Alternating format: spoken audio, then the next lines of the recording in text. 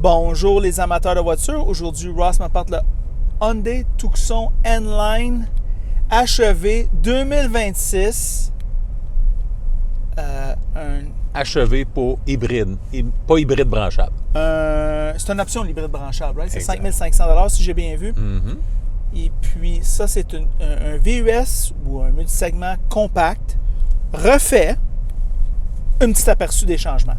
La Hyundai Tucson a été rafraîchie en 2025. La refonte a affiné le style extérieur et intérieur tout en élargissant la gamme complète de motorisation, incluant un moteur à essence de 2,5 litres, une version hybride et une version hybride branchable. Le rouage intégral est de série qui rend le Tucson parfaitement adapté à nos conditions canadiennes. À l'extérieur, le Tucson 2026, actualisé en 2025, adopte une allure plus audacieuse, les pare-chocs avant et arrière redessinés, des nouvelles jantes en alliage et une signature de lumière simplifiée pour les feux de jour. Parmi les améliorations fonctionnelles, on note une couverture accrue de l'essuie-glace arrière et une barre de toit surélevée pour les modèles XRT. À l'intérieur, l'habitacle bénéficie de changements plus importants. Un nouvel écran panoramique intègre deux écrans de 12,3 pouces, selon la version, pour le tableau de bord numérique et le système d'infodivertissement avec un processeur plus rapide et des graphiques améliorés. Hyundai a réintroduit des boutons physiques pour des commandes principales afin d'améliorer l'ergonomie, ajouté un sélecteur de vitesse monté sous la colonne à direction pour libérer de l'espace et Apple CarPlay et Android Auto sans fil et de série. Parmi d'autres nouveautés, il existe l'affichage Tight-Out, l'authentification par empreinte digitale, clé numérique ou Digital Key, mise à jour à distance et des nouveaux ports USB-C améliorés pour la charge et des vitres acoustiques qui réduisent le bruit de la route et de vent dans l'habitacle. Les améliorations en matière de sécurité et de motorisation renforcent davantage l'attrait du Tucson. Le moteur 2,5 litres développe 187 chevaux. L'hybride offre une puissance de 231 chevaux et 258 livres de couple. C'est notre testeur. Et il y a aussi la hybride branchable qui a la puissance de 268 chevaux. La consommation 6,7 litres en ville et sur l'autoroute. Notre véhicule d'essai affiche un prix d'environ 53 000 taxes incluses. C'est impressionnant. Lors de mon essai routier, le Tucson m'a séduit avec sa motorisation énergétique, l'habitacle modernisé et une qualité perçue nettement supérieure aux versions précédentes. Alors, de retour à nous, Ross, qu'est-ce que tu en penses de ce véhicule-là? Ben déjà, la 4e génération du Hyundai Tucson. Fait que le marché nord-américain raffole de ces véhicules-là. Puis Hyundai, ne pouvait pas manquer le rendez-vous avec ce Hyundai Tucson N-Line hybride 2026. Pas de top safety pick selon l'IDHS. Lieu de construction, lieu de fabrication, Corée du Sud pour le modèle vendu au Canada. Et le carburant utilisé est l'essence ordinaire. La braquette de prix, 38 071 $ à 50 771 $. Le prix de notre modèle d'essai, 46 771 $. Les pots, silhouette toujours audacieuse. Les Coréens arrivent toujours avec certains angles, une silhouette un peu furtive, pratiquement qui nous rappelle... Il y a des lignes là. Oui, un peu comme certains avions de chasse, pratiquement. Hein? Oui. Des lignes très furtives. Fait que de ce côté-là, beaucoup d'audace du constructeur. Version hybride et PHEV pour plug-in hybrid, hybride branchable, disponible. Fait que ça, c'est un atout pour le constructeur. Le véhicule offre une douceur de roulement avec un équipement très complet. Les Coréens, on le sait, ils nous habituent à nous... Tu sais, là, c'est la pizza toute garnie. Ici, c'est toute garnie. C'est équipement complet. Habitacle spacieux, puis les espaces de rangement qui sont quand même généreux à la console, sous la console, dans les portières, l'espace à l'arrière, à l'avant aussi, l'espace à l'arrière pour les jambes, pour quand même des personnes de grande taille, comme moi, je suis presque à 6'2", et puis c'est très bien de ce niveau-là. Apple CarPlay, Android Auto sont de série. Bonne garantie, comme tous les produits de la Corée. coréens, Hyundai, Kia, Genesis. 5-5. C'est vraiment là, top niveau de ce côté-là. Pas de problème. Les comptes, pas aussi économes de carburant que la concurrence. Fait que si on compare avec des véhicules hybrides, comme ce véhicule-ci, ici, on a quand même une conduite un peu plus sportive que, disons, un RAV4 hybride ou un Honda CR-V hybride, qui sont plus axés sur l'économie de carburant. Celui-là, c'est un compromis. Un peu plus puissant, un peu plus de nervosité, je veux dire, à l'accélération, etc.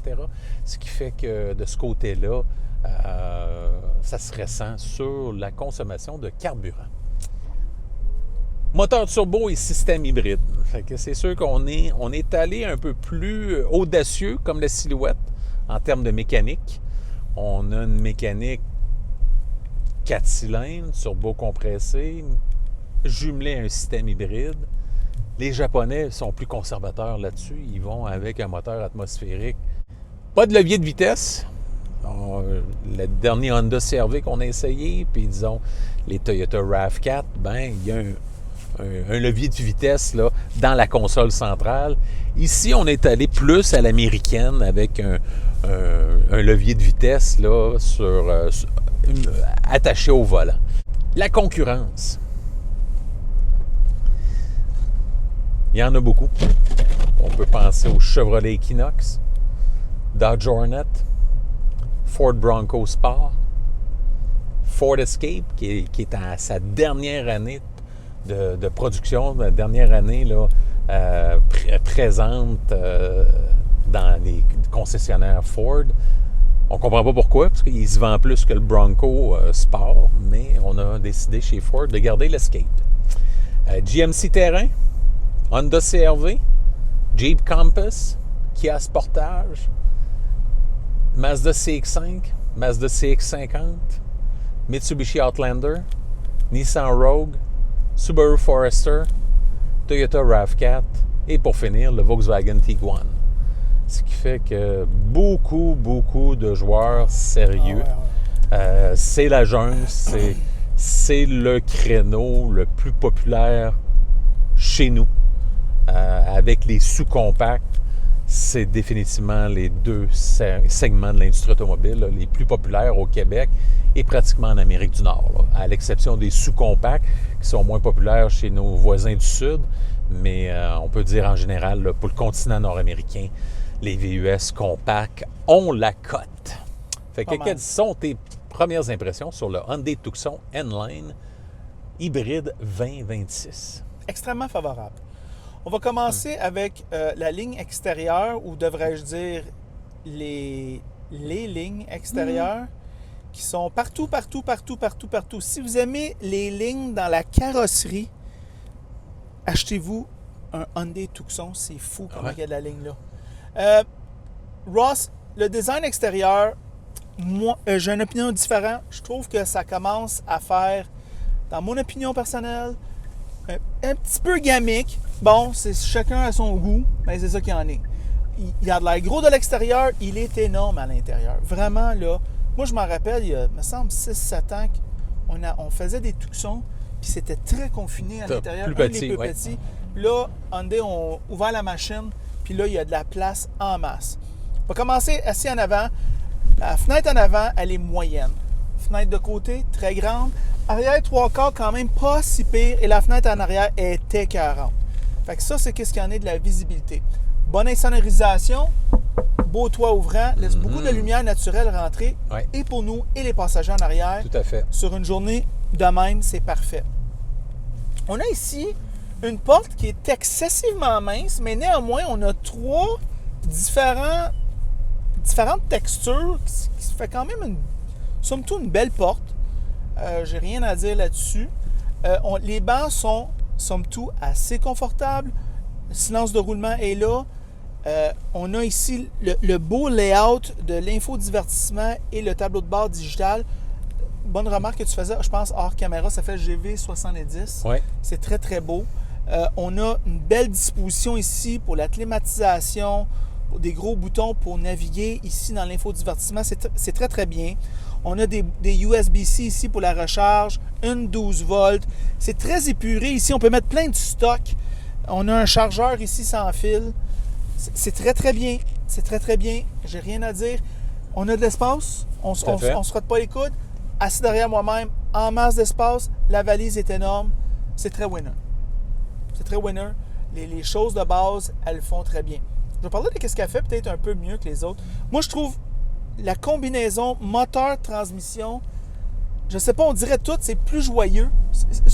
C'est vraiment plus joyeux que tous ses rivaux, je pense. Ah oui, c'est plus sportif. Il y a comme quelque chose de nerveux, il y a quelque chose d'allègre dans la façon qu'elle conduit. C'est très, très bien. Une belle surprise. Je ne m'attendais pas à ça. C'est ce que j'ai à dire. Le moteur est très puissant. Le 4 roues motrices très efficace. On le voit aujourd'hui, là, il neige, c'est gelé. Ils n'ont pas pu mettre du sel parce qu'il fait trop froid. Parce que il fait à peu près moins 1000. Puis, regarde, ça fait la job. Puis le système hybride fonctionne dans cette météo très, très tough. Alors, j'ai rien à dire à ce niveau-là. Ross, moi, somme toute, je suis très... 46 000, Ross. OK? On a pas mal d'équipements ici, là. On vient d'essayer un trail de Honda, le CR-V Trail Sport, ouais. Qui était pas mal plus cher puis qui avait pas mal moins d'équipement, me semble. Beaucoup plus sobre comme équipement chez Honda là-dessus. Il n'y a pas tout ça ici. Ouais. Ici, on sent vraiment comme on est dans un véhicule 2026. Tandis que peut-être dans le Honda, on sentait plus qu'on est dans un véhicule 2024. Je sais que c'est pas beaucoup, mais je pense que vous allez comprendre ce que je veux dire. C'est très bien. Performe au-delà de mes attentes. Ross, le 1.6 litres turbo, je comprends qu'il y a plus de puissance que ses rivaux, mais c'est une remarque que tu as fait hors caméra, puis je pense qu'elle est juste. Ça fait peut-être une complexité de la motorisation non souhaitable au niveau du long terme. Cependant, en revanche, la garantie 5 ans est au rendez-vous. Par choc, elle rassure. Moi, je vois ça comme une location de choix. Oui, tout à fait. Et, regarde, si vous allez acheter, vous allez garder moins de 10 ans, je pense que vous allez être correct. 10 ans et moins, moi le 10 ans, pour moi, c'est moyen terme. Pour du bien du monde, c'est du très long terme. Toi, tu commences à être à l'aise à 10 ans. Exactement. Moi, là, quand un véhicule fait 10 ans et il n'y a pas de trouble, ça, c'est ma sorte. Fait que, Ross, ça, c'était mes pensées. Toi, tes pensées finales? Bien, évidemment, comme toi, j'aurais pas de restrictions là, au niveau de la location. À l'achat à court et moyen terme, là, moi, pour un véhicule de 8 à 10 ans, j'aurais pas trop de problèmes. Comme tu t'en faisais mention, une bonne garantie. C'est un véhicule quand même qui est compétitif pour l'équipement, un rapport équipement-prix très, très bien. Puissance au rendez-vous. Économie d'essence. Oui. Ce qui fait qu'à 47 000 approximativement pour le modèle d'essai, c'est un modèle qui est quand même très compétitif. La conduite est hors pair. Puis la conduite est là. Évidemment, ceux qui sont vendus pour les voitures japonaises, évidemment, il faudra que vous déboursiez plus que ce véhicule-là, qui a un rapport qualité-prix, équipement est incroyable, là, qui est très dur à rivaliser de ce point de vue-là. Ross, je suis très satisfait de la qualité des matériaux. Et puis, des fois, Hyundai, leurs intérieurs, des fois, j'ai trouvé, des fois, sont en plein dans le mille. D'autres fois, sont un petit peu gamiques. Ouais. Puis lui, j'ai pas l'impression qu'il est gamique. Je pense que cet infodivertissement et tableau de bord bien fait. Ouais. Je pense que là, ils vont le garder parce qu'en général, quand les consommateurs n'aiment pas quelque chose chez Hyundai ou Kia, en dedans de 3 ans à la mi-génération, ils peuvent faire un changement drastique. Fait que là-dessus, là, ils sont très rapides là, à faire ces changements-là pour satisfaire la clientèle. Alors, c'est ça nos pensées du très bon Hyundai Tucson N-Line. En passant, si vous aimez la vidéo, aimez-le. Si vous ne l'aimez pas, aimez-le pas. Et si vous l'aimez beaucoup, franchement, abonnez-vous à la chaîne. Et c'est tout.